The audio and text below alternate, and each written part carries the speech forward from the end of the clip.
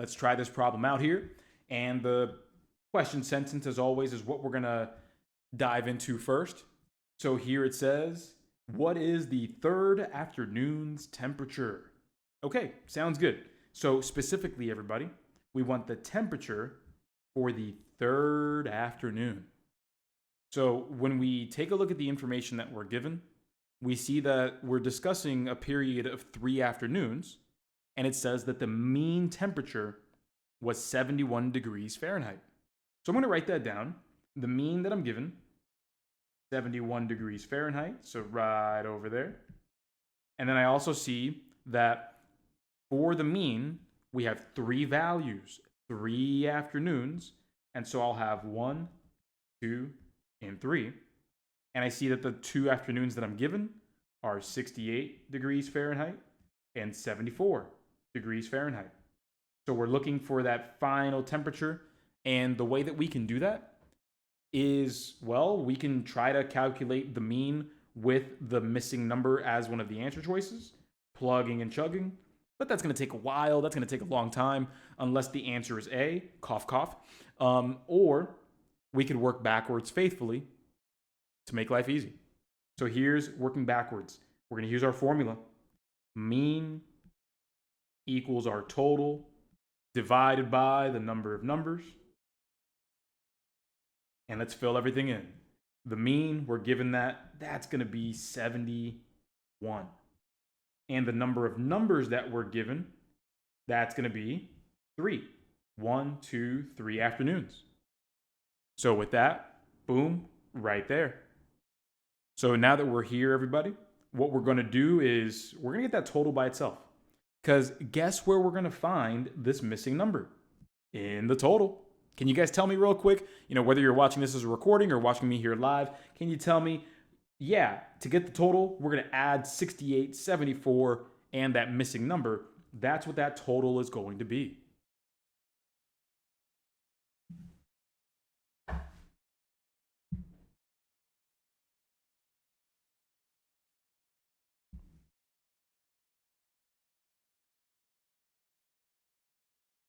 Yeah, and we can even get rid of the 3 first as well.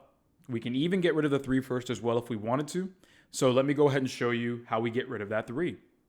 Everybody, if we're sitting here dividing by 3 right there, I can get rid of that division of 3 by just multiplying by 3. And I do that to both sides though. So multiply by 3 on the right side and on the left side. And so that'll cancel out nice and easy. And we just have to consider what 3 times 71 is going to be. With a little bit of mental math, we can look at that, like you guys are saying there in the chat box, 213. We can say, hey, look, 71.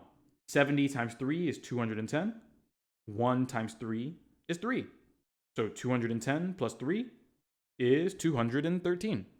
We can obviously go ahead and do 71 times 3 if we wanted to, but again, we'll get 213.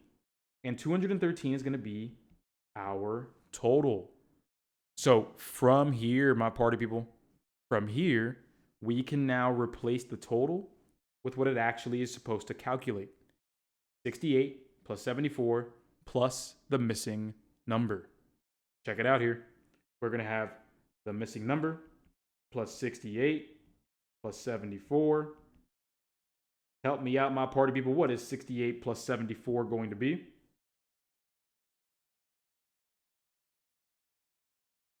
142.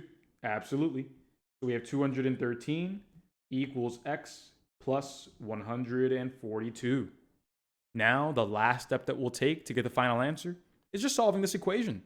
We'll subtract both sides by 142, and we are good. So boom, right there. Cancels out on the right side, and we have 71 equals x. And that's why the correct answer here is going to be answer choice C. And just before we go to the next problem, just remember that this is a balancing act. The mean that we were given was already perfectly balanced between the first 2 numbers. It's 3 away from 68 and 3 below 74.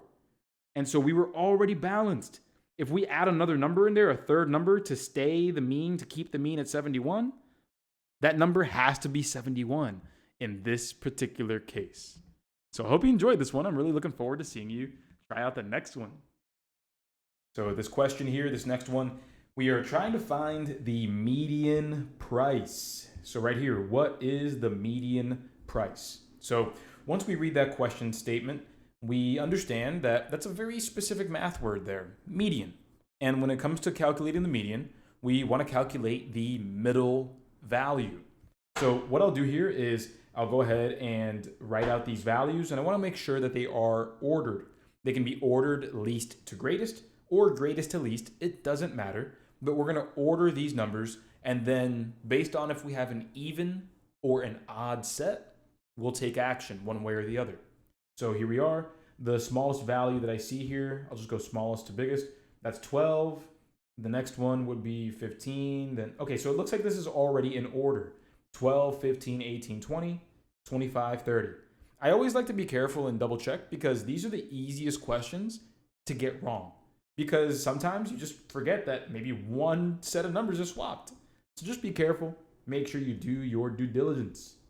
So we have 12, 15, 18, 20, 25, and 30.